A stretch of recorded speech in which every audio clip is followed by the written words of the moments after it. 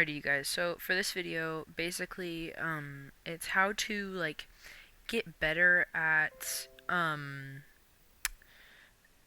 getting better at Demolition if you normally play Strikeout.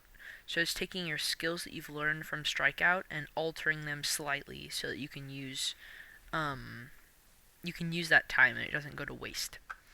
So I think the first thing that you really need to think about is your life is worth more in Demolition.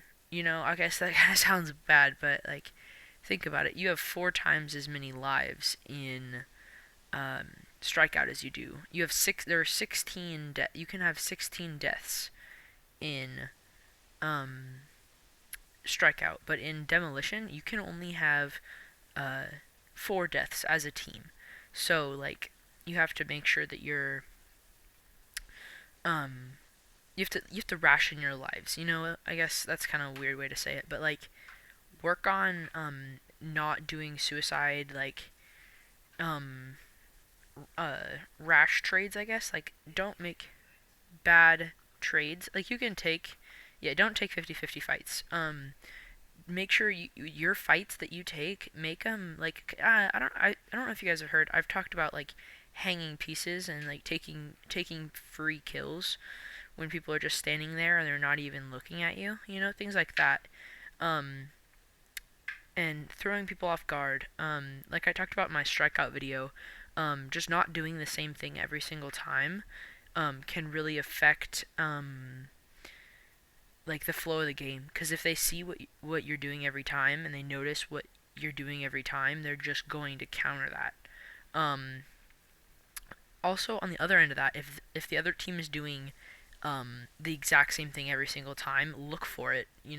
Don't let them just keep doing it. Stop them from let it stop them from doing it. So if they flank from the exact same point every time, um, put Ronin's bomb or Talon's C4 or something like that.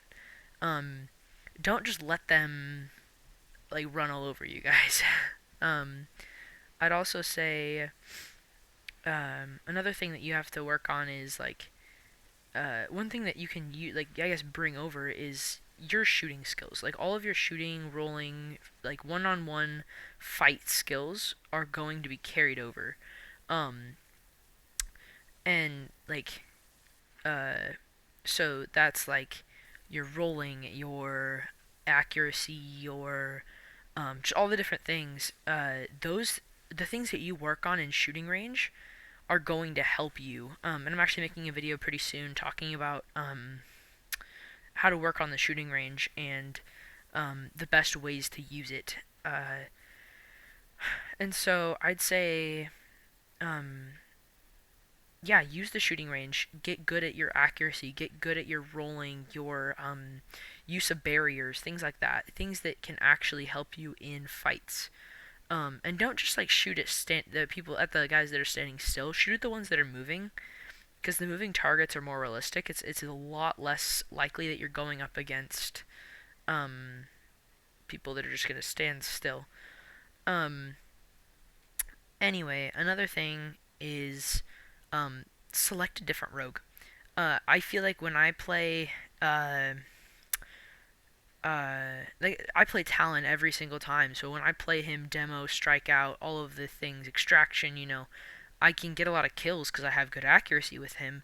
But I just go into that it's the same game, I'm playing as Talon, and so I play the same way that I would play in Strikeout. And so if you are too connected to your style of gameplay, so say you play Chalk, say you play Chalk in Demolition, or say you play him in Strikeout and you try to play Demolition and you play Demolition and you die the first on your team every single time because you're rushing and you're just getting picked off.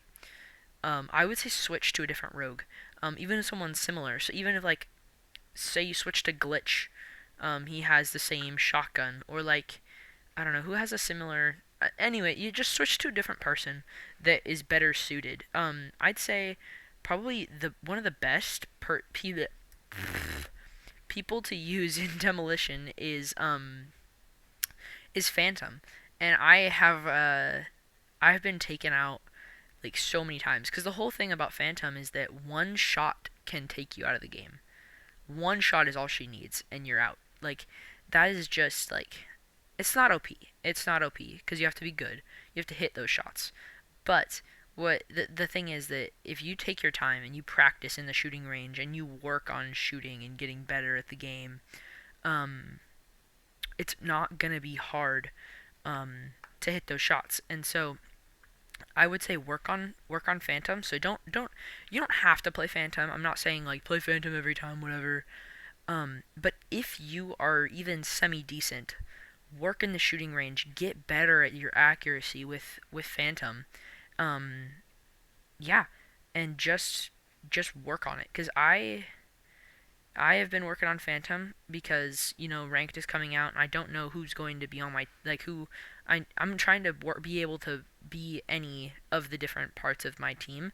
That way, if my team is full of a bunch of fraggers, like we need people who can also do defense, Saint, all the things. So like I play Talon, and as Talon I can be a fragger or a like an intel, and so I'm trying to work as what's her name Phantom.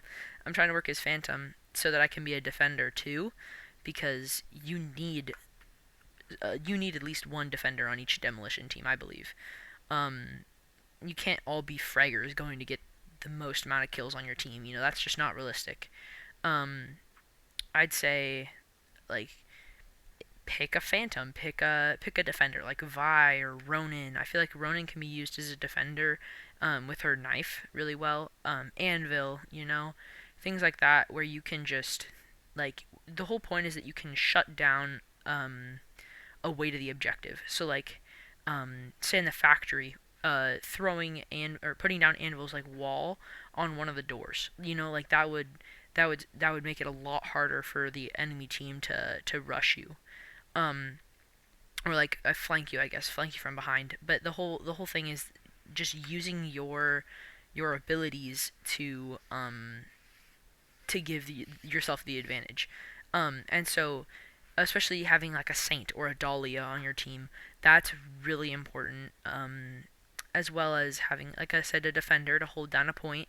Um, because fraggers are important, but fraggers aren't gonna. I mean, they can carry a team, but a fragger alone isn't going to win when ranked comes out. Um, so like I was saying, just work on different rogues. Be able to be opened to any of the different positions in the game. So be a reviver, be Saint, be Dahlia, or be a defender, be Anvil, be Trench, be whoever you're the best at as a defender. Just be what your team needs the most. Um, I think that's the most important thing to remember. Um, and then also another thing, like I was kind of saying, like take your skills, like your archery, your accuracy, all those different things. Use those. And then I'd also say like best um the best thing to do is to know when to. Another thing like that you're gonna have to do is know when to plant the bomb. Um, because that's a totally different thing from anything in Strikeout. Because in Strikeout, like, there's no like right time to take the objective. Like, if the objective is not taken by your team, you just go take it as long as there are no opposing team members. So I would say with with demolition, it's a lot about when you plant the bomb. Um, I'd also say if you're attacking, don't split up. Keep like stay together. All go one way, and then as defense, do two on two. Two on A, two on B. Um, and then just make sure you're using callouts. So like, hey, there's a guy on me, or like I see three of them here. Look out for one, or something like that. Something along those lines where you can work together to make sure um, that you know where everyone is. Um, yeah. So then when you want to plant the bomb on an attacking, is like I would say uh I wouldn't plant it right away. Because, like I was talking about in my extraction video, that gives the enemy team an additional way to win. Like, rather than just killing everyone, it gives the enemy team another way to win. So, like, they can just sneak up and disarm the bomb. So it it's a lot about your own personal preferences, but I personally would not just go and plant the bomb immediately. My like I would plant the bomb if it was like at the nearing the end of the timer. So like if we didn't have very much time left, or another time would be if they have like one or two people left and we still have three or four. Force their small team to make a rational irrational decision um, that could result in them like not winning. Um, yeah, so basically just force them to do something stupid um, so you can get the win. Um, I think that is probably the most like that's the best time to um use the bomb is just place it when the enemy team is already like kind of scared, like they're already like, well, I think we're probably going to lose anyways, and then you plant the bomb and it's just the last straw. They have to that's another thing they have to do before their time runs out. It also forces them to move. If they don't go in the next minute or so, they lose automatically. So that's like a big thing that I would say. That's probably those are probably some of the best tips for working or transitioning over to um,